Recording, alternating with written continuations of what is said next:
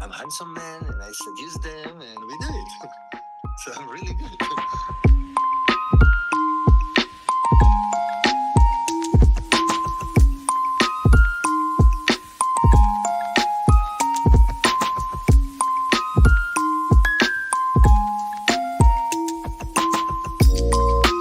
Hello, everyone.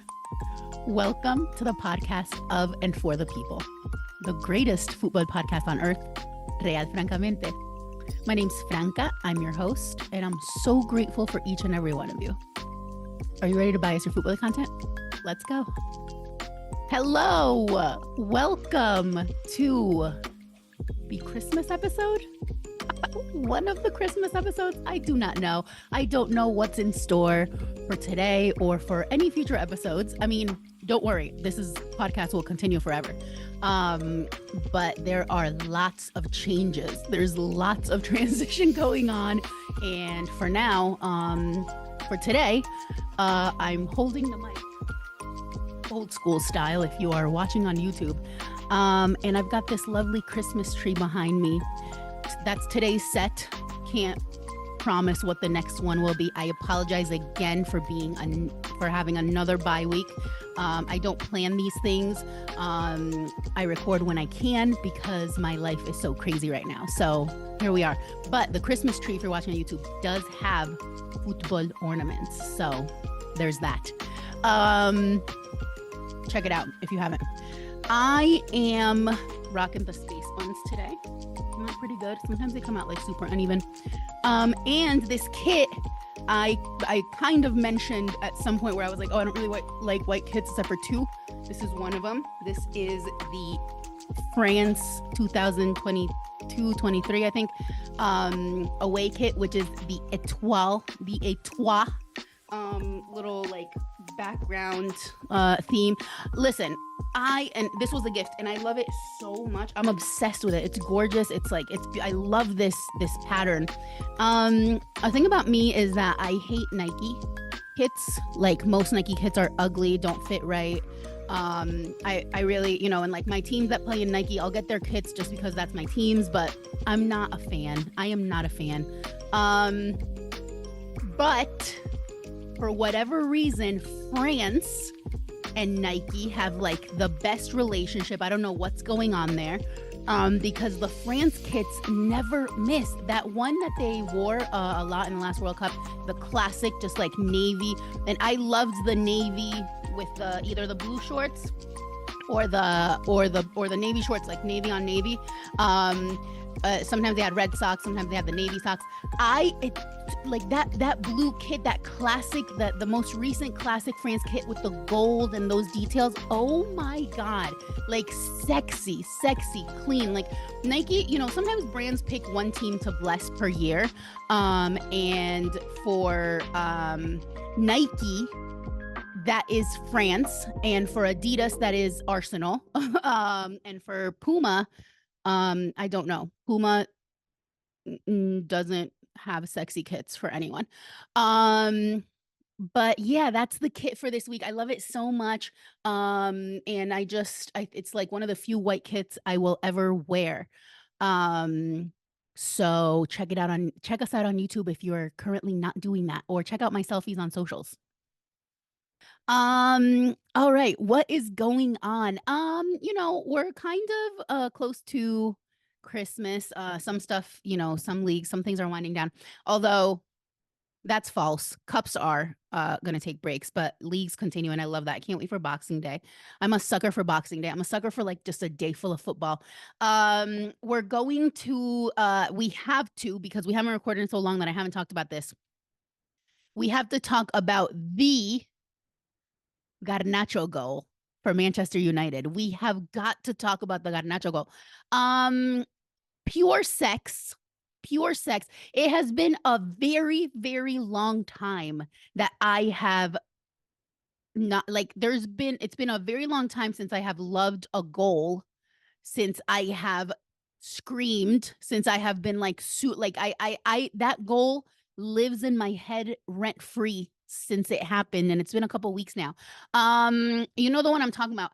it had people from all persuasions talking about it, like Arsenal fans, people from everywhere. I mean, it was like the people were like, this is going to be like goal of the year, material for like not even for United, for like the whole, for all of soccer. Um, and it was just so nice. I love that Garnacho's like a kid. He's like 19 years old. He plays for United. I, have my love-hate relationship with United. Currently, but I don't know. I'm like, do I go into the Ten Hag stuff? All right, maybe I will go into that. But let me finish, praising this goal. I do have to say there's a caveat, which is that I don't let, first of all, okay, the goal was a bicycle kick. It was the bicycle kick. It was like goal of a lifetime material. He may never, I mean, he's young, but he may never score a goal like that ever again. I mean, it was massive. It broke the internet. It broke the internet. Everyone was talking about it. I mean, it was so good. It was one of those things that you're just like lifetime, they were comparing it obviously to the Rooney goal, especially within Manchester United lore. But this one like knocked that one out of the park. It was gorgeous. It was beautiful. It was like, it was just, it was one of those like Galliano-esque, like artistic masterpieces of art. It will live on. It will live on. Check it out if you haven't. I mean, because I know I have a lot of followers that that listen to this podcast because I'm awesome. So thank you so much, but aren't necessarily super football fans. Like, go watch this goal. Ask me for it. Text me. Whatever you need. I'll send it. But it's so good. You have got to check it out. It was like goal of a lifetime material. And the table in Premier League is it's one of those seasons where it's like every game changes it. You know what I mean? Like, I can't wait to watch that little graphic at the end where they like show who starts at the bottom, top, and then it like moves all around. I love that shit. I live for those like cheesy kind of things. So yeah, they got Nacho goal. So good. Check it out if you haven't. So yeah, so amazing stuff from Garnacho in the Premier League. We love to see young global South players thriving in the world. Garnacho obviously is a world champion, or Argentinian. Amazing. I can't believe he's so young. I said this already, but like he's literally 19-ish. Maybe he just turned 20. I don't know. Amazing. It's just so good. It's refreshing. I want global South players to thrive always. And especially when it's on these teams that like historically have been kind of like about global South players, about and like these leagues that like Premier League. Let's recall, let's do a little recap of this. I've talked about it before, but not at length, right? So today's camera work is also interesting. We're all doing our best, okay? That is the theme today. Everyone's doing their best. We're having grace. Okay, let's recall.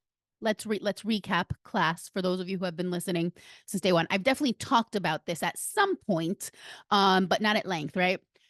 The Premier League is the league is I always say I have a love-hate relationship with Premier League, with my team, right? And a lot of that has to do with imperialism. Surprise, surprise, right? Imperialism, obviously, England being the great colonizers in the world. Imperialism in England is so deeply ingrained. Although I will say there's nuance here, because interestingly, like the main colony that the Brits colonized, the US, actually out colonized the colonizers. So it's interesting because we've actually like surpassed them in terms of causing damage around the world in imperialist, pursuits. I digress. Okay. England, super imperialist. That is so deeply ingrained that we see how it plays out in football. So the Premier League, top flight football in England, whatever it's changed names, was the last league of the big ones, right, in Europe, to allow foreigners to play in their leagues. They still don't really export players. It's very rare that an English player will play outside of England. That's also that mentality that they have, that they're the best league in the world, that why would they go anywhere else, because like that's the best league, all that stuff, right? And that's still like so deeply ingrained up until like the 90s, the early 2000s. Okay, like British football was shit. They called themselves the best, but it was like long balls and zero vibes, literally. Like maybe that's the name of the episode, long balls and zero vibes. That's what British football was. I grew up not watching British football at all. It wasn't a league that was watched in my house. It wasn't a league that was glorified in my house, in my circles, because of this like imperialist idea that they always thought they were the best league in the world, but their league was shit, worldwide comparatively, obviously. And Galliano said this, and we all say this in the global South, right? Like the Brits may have invented football, and that's even questionable. But let's say, we go with that narrative. The Brits invented football, but we perfected it. We being the global South, right? Especially South America, the Southern Cone.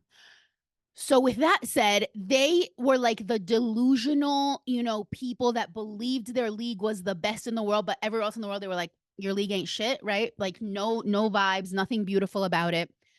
And it wasn't until they started to open up to, foreigners, South Americans, which they still were like really late on. Even Spaniards at that point was like revolutionary. African players started to like more and more recently. And that's when Premier League really earned the title of being a top league in the world, right? Imperialism had them in a chokehold to such an extent that they did not really compete in that regard. When like historically, British teams are a disaster in Champions League, right? And in these continental competitions, because the quality of their league was shit for so long. And it's not until you allow foreign players. What parallel can we draw to real society, class? Okay, here we are. We're going to school. We're going to school. Okay. So now you've got, the league opens up a bit. Now you've got like amazing players coming in from outside, and that's when your league becomes great. So British football, to me, the Premier League is like the newest league, I would say, that I associate with, that I watch. But I have to also recognize that it is one of the few leagues that isn't dominated by just two teams at the top. And that's admirable. And that does not mean that they don't do, because we know Manchester City does, like, they were the first to do like the dirty oil money thing, and like, but they're not the only, and now we're seeing it happen, So, but you can really truly talk about, at the very least, a top four, and even a top six, even though that's a little more, that's a little more idealistic, but still, like, you see movement like you don't see in many other leagues in the world. Even the top leagues, it's the top two, and some of them it's the top one, right? Looking at you, league, and Bundes. But point being, there's cool things about Premier League. There's also a lot to critique about Premier League. And with that said, I watch that league the most critically, because that's not a league that's not a league, and Manchester United is not a team that I was born into like my other teams. So it's very interesting to be able to watch it from that critical standpoint, without that, like, religious, like, obsession, like fandom that, Galliano, in the Galliano sense of what football means to many of us who were born with it. So all of this to say that it's really interesting to see how it's all playing out, for United, for Premier League, for British football, and yeah, and it's just it's really cool. The table's changing daily. It's so good. It's so good. I don't even honestly care that much if United's like at the top or not. Like, I kind of would be like so happy to see Arsenal win the league. I've said this for years. I kind of want them to see. I want to see them. I want to see the son outgrow the father. That's Arteta and his father Pep. Let's talk about Pep, yo. Let's talk about Pep. Pep. You know what? Let's go to break. We're going to come back, and the second segment will be about coaches. We'll talk Pep, we'll talk Ten Hag, and I just came up with that structure of the show on the spot. Look at that. Look at that. Thank you so much. We'll be right back.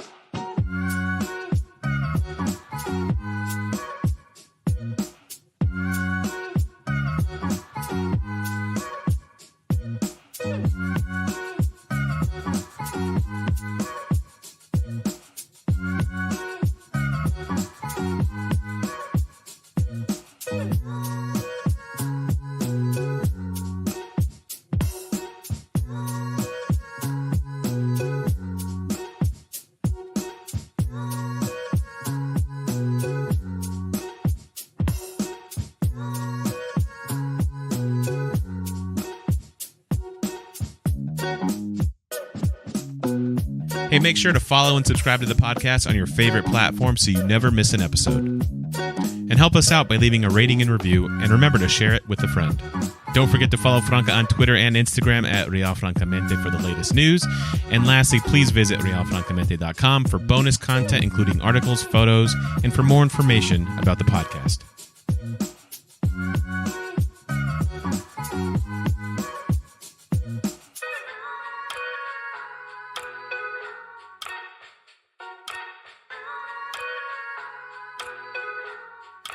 And we're back.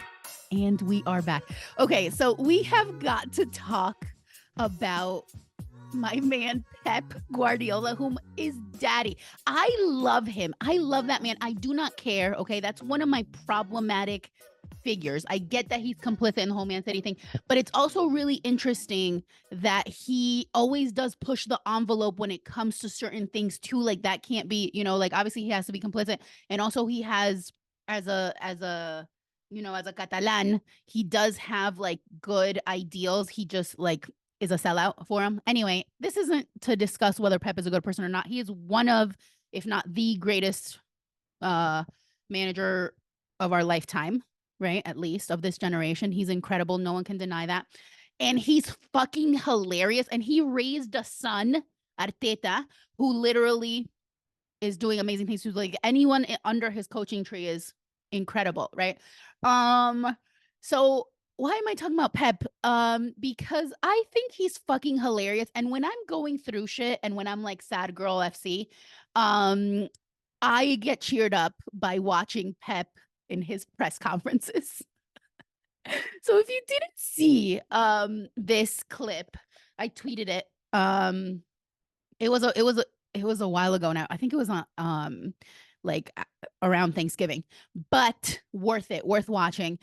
It's so good. And so Pep sometimes he just goes into this like cynical, like hilarious, like joke mode. And he gets really like funny and silly with the journos. So I am pulling up the tweet because I will not do it justice.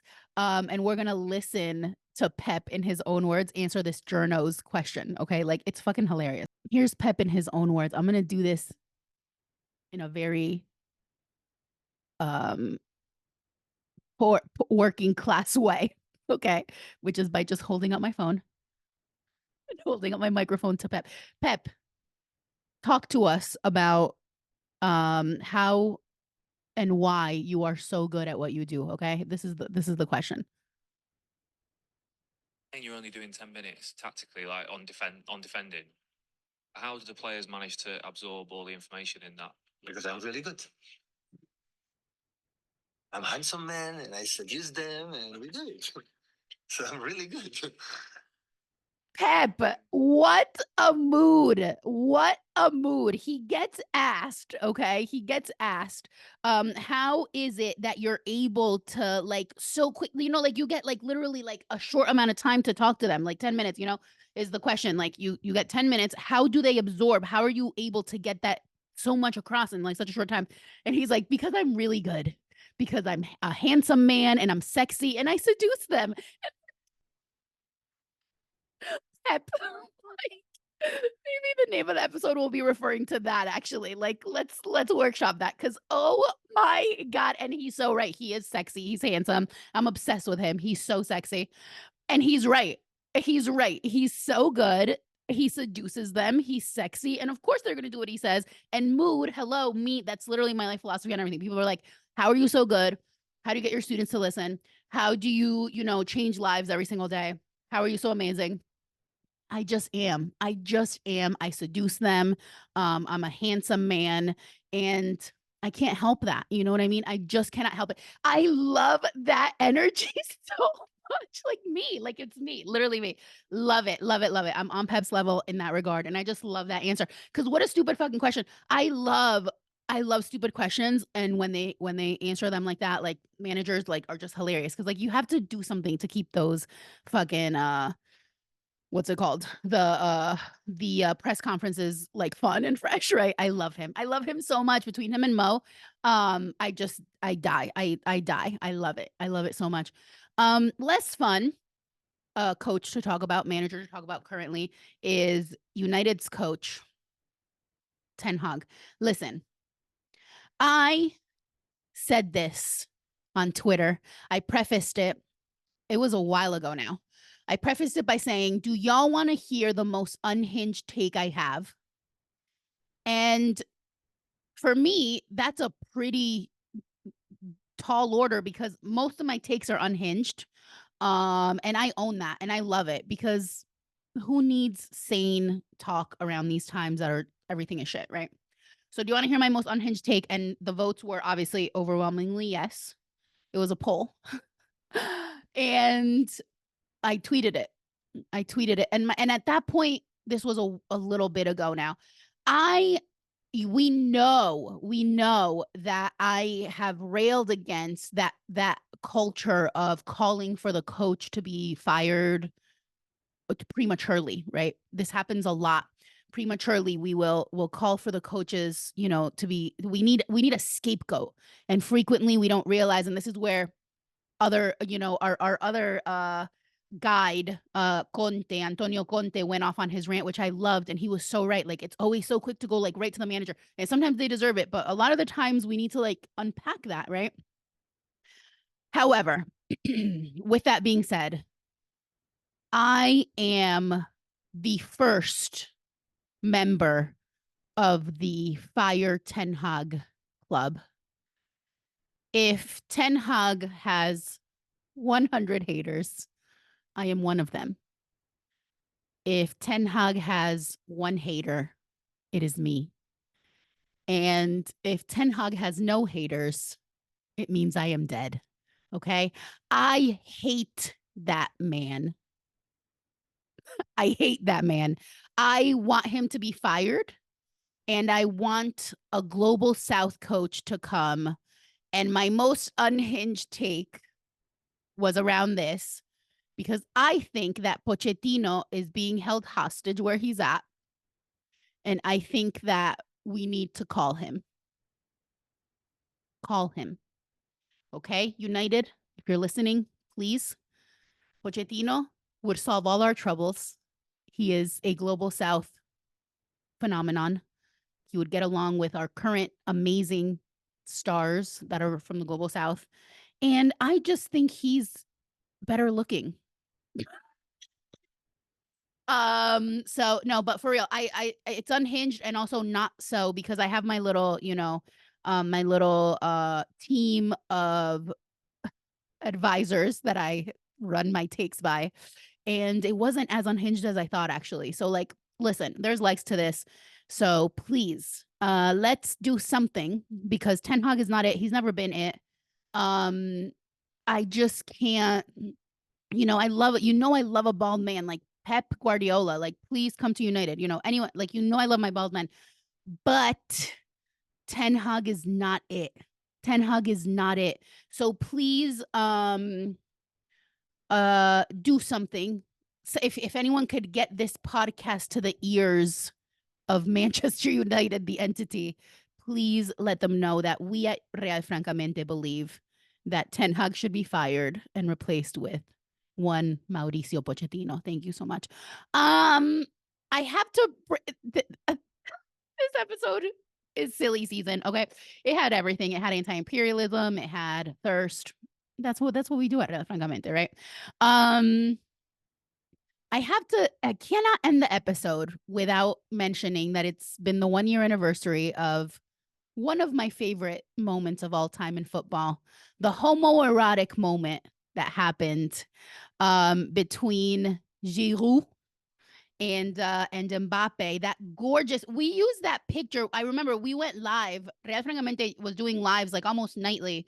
But this was before the podcast existed. At the last World Cup, and that one live was about homoeroticism, and we talked about like the Maradona kiss, and that moment was what it inspired. It's Giroud holding so tenderly onto. Sorry that I got excited and my mic left me. So tenderly holding on to Mbappe by the butt cheeks, and like they were about to kiss. You cannot tell me they weren't, and I say this positively. I wanted to see them make out. I and others wanted to see them make out. It was so sexy. It was so passionate. The way they looked at each other. I mean, we tweeted about it for weeks. Like, get you someone who looks at you the way Mbappe looks and grabs onto tenderly to the face of Giroud. Like, please. Oh my God. It was so sexy. And it was just the 1 year anniversary of it. So the picture was making the rounds again. Oh my God. I need a life-size version, a poster of that picture for personal reasons. Okay, don't ask questions. But like sexy times, the last World Cup. Oh my God, every single time that now it's happening. Like now, literally, like the final is about to be coming up in a couple of weeks. Literally in history, right? Historical. So every time there's like a landmark time, like Messi goal or whatever, like it comes up, and I'm just like, oh my God, it was such a good World Cup despite all the controversy. Obviously, for obvious reasons for me, but that moment, oh my God, it'll live in infamy. It was so good. It was so good. Homoeroticism, and look, we brought it full circle because Francia, right? We're wearing the France kit. It is just gorgeous, and so is Giroud, and so is that moment, that beautiful, tender moment between the two of them. I hope they're an item, and I hope they're happy together. So that, because you can't fake that kind of passion. You simply cannot fake that kind of passion. So on that note, thank you so much for tuning in to another episode. I love y'all, and I'll see you on the next one. And that was another episode of Real Francamente. Thank you so much for listening. I am literally obsessed with y'all. Please share with your like-minded friends. Follow us on socials at Real Francamente. Leave likes, comments, reviews, all of that stuff. Follow us on Apple Podcasts, Spotify, YouTube. Leave comments there. Leave ratings only if you love us, okay? Leave reviews only if you love us. Check out our website for more content, www.realfrancamente.com. We will catch you on the next one. And as always, bias your football content.